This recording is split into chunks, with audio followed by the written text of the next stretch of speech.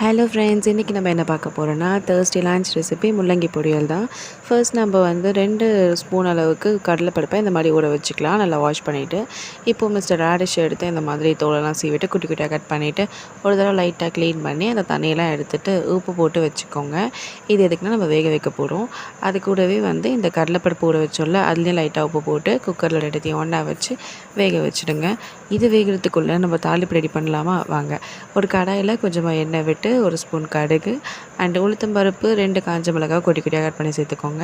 ஒரு வெங்காயத்தை குட்டி குட்டியாக கட் பண்ணிவிட்டு சேர்த்துக்கோங்க. அதே மாதிரி தக்காளியும் சேர்த்துக்கோங்க. அண்ட் கொஞ்சமாக கறிவேப்பிலை, ஒரு 1/4 டீஸ்பூன் அளவுக்கு மஞ்சத்தூள். இப்போ நம்ம வேக வச்சவன் ரெடி ஆகிட்டான். அந்த முள்ளங்கி இதில் ஆட் பண்ணி லைட்டாக வதக்கிக்கோங்க. கூடவே இந்த பருப்பையும் சேர்த்து லைட்டாக வதக்கிக்கோங்க. ரொம்ப நேரம் வதக்க வேண்டாம், ஏன்னா இது ஆல்ரெடி வெந்துருச்சு. இப்போது 2 ஸ்பூன் அளவுக்கு துருவின தேங்காவையும் சேர்த்துக்கோங்க. இதையும் லைட்டாக வதக்கிட்டே இருந்தீங்கன்னா நம்ம முள்ளங்கி பொரியல் ரெடிங்க.